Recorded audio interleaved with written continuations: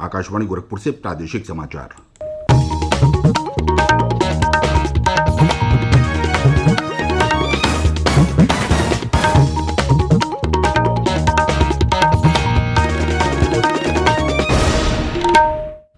नमस्कार। समाचार बुलेटिन के साथ में प्रमोद कुमार सिंह।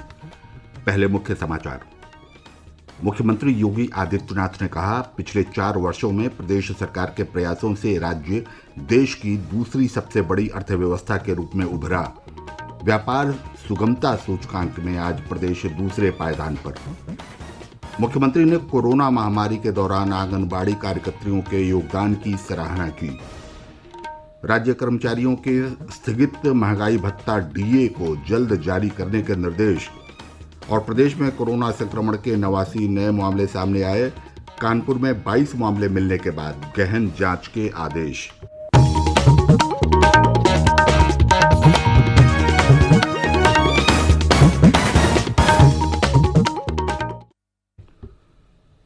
देश भर में 18 वर्ष से अधिक आयु वर्ग के लिए सरकारी केंद्रों पर निःशुल्क राष्ट्रव्यापी कोविड टीकाकरण अभियान जारी है। युवाओं से आग्रह है कि कोविड से बचाव का टीका लगवाएं और अन्य लोगों को भी इसके लिए प्रोत्साहित करें। जब तक जरूरी न हो घर से बाहर न निकलें और सुरक्षा के 3 सरल उपायों का पालन करें। मास्क लगाएं, 2 गज की सुरक्षित दूरी बनाए रखें, हाथ और चेहरा साफ रखें। कोविड संबंधी जानकारी और मार्गदर्शन के लिए राष्ट्रीय हेल्पलाइन नंबर 011-239-78046 और 1075 पर संपर्क करें। और अब समाचार विस्तार से। मुख्यमंत्री योगी आदित्यनाथ ने कहा है कि प्रदेश विकास के मार्ग पर तेजी से आगे बढ़ रहा है और पिछले 4 वर्षों में सरकार के प्रयासों से प्रदेश देश की दूसरी सबसे बड़ी अर्थव्यवस्था के रूप में उभरा है। उन्होंने कहा कि व्यापार सुगमता सूचकांक में राज्य ने अपनी रैंकिंग सुधारी है और आज ये दूसरे पायदान पर है। CII के रक्षा और अंतरिक्ष प्रौद्योगिकी पर सम्मेलन को वर्चुअल माध्यम से संबोधित करते हुए मुख्यमंत्री ने कहा कि केंद्र सरकार ने देश को $5 ट्रिलियन की अर्थव्यवस्था बनाने के लिए प्रदेश के लिए भी कुछ लक्ष्य निर्धारित किए हैं। श्री योगी ने कहा कि राज्य सरकार इन लक्ष्यों को प्राप्त करने के लिए निरंतर कार्य कर रही है और इसके सार्थक परिणाम भी मिल रहे हैं।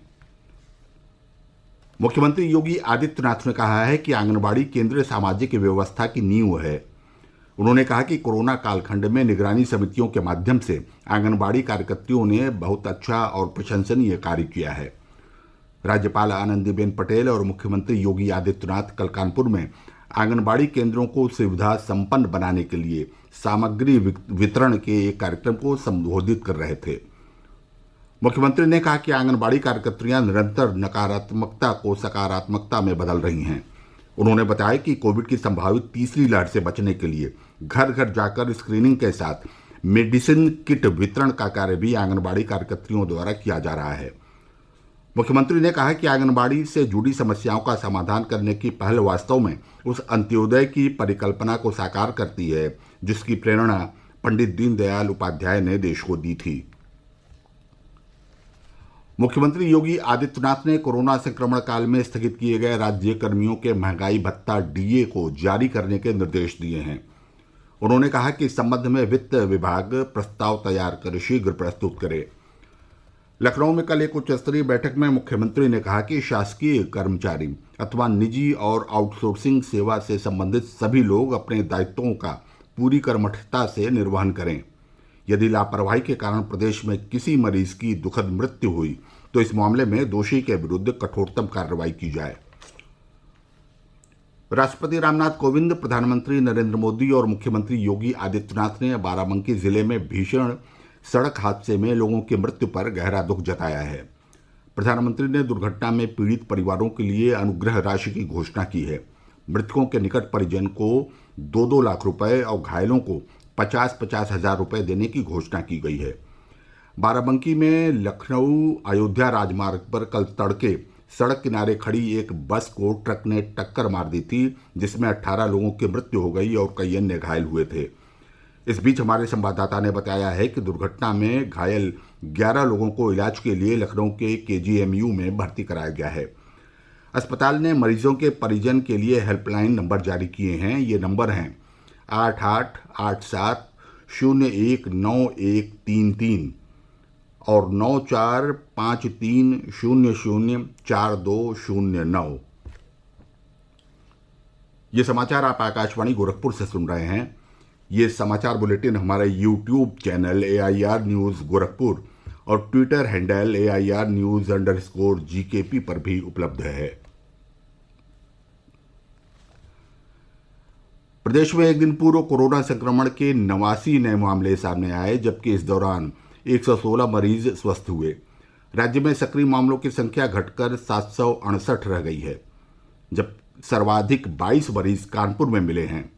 मुख्यमंत्री योगी आदित्यनाथ ने यहां गहनता से परीक्षण करते हुए संक्रमण के फैलाव को रोकने के लिए जिला प्रशासन को व्यापक कार्रवाई करने के निर्देश दिए हैं। प्रदेश में कोविड नमूनों की जांच का कार्य लगातार जारी है।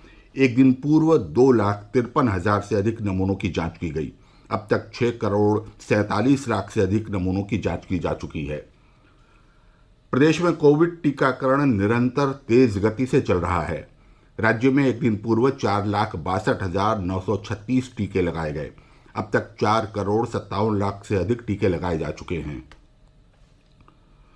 टोक्यो ओलंपिक में कल भारतीय महिला खिलाड़ियों ने अपनी अपनी स्पर्धाओं में मुकाबले जीते। महिला मुक्केबाज पूजा रानी ने 75 किलोग्राम वर्ग में अल्जीरिया की इचार्क चौब को 5-2 से पराजित कर क्वार्टर फाइनल में जगह बनाई। अपना अगला मैच जीतते ही पूजा भारत के लिए कम से कम एक पदक पक्का कर लेंगी। बैडमिंटन में PV सिंधु ने ग्रुप J के दूसरे मैच में हांगकांग की चियोंग यी को 21-9, 21-16 से पराजित किया। लेकिन पुरुष सिंगल्स में भारत को निराशा हाथ लगी, जब बी साई प्रणीत को हार का सामना करना पड़ा। तीरंदाजी में महिला व्यक्तिगत स्पर्धा में Deepika Kumari pre quarter final में पहुंच गई हैं। दीपिका ने अमेरिका की जेनिफर फर्नांडेस मुकीना को 6-4 से पराजित किया, जबकि पुरुषों के व्यक्तिगत स्पर्धा में प्रवीण जाधव और तरुणदीप राय अपने अपने मुकाबले हार कर प्रतियोगिता से बाहर हो गए। आकाशवाणी, दूरदर्शन और DD स्पोर्ट्स चैनल ओलंपिक 2020 के आयोजनों का व्यापक रूप से प्रसारण कर रहे हैं। ये प्रसारण आकाशवाणी और दूरदर्शन के डिजिटल प्लेटफॉर्म पर उपलब्ध हैं। DD स्पोर्ट्स, दूरदर्शन समाचार और DD इंडिया चैनल पर ओलंपिक से संबंधित प्रतिदिन विशेष कार्यक्रम भी प्रसारित किए जा रहे हैं।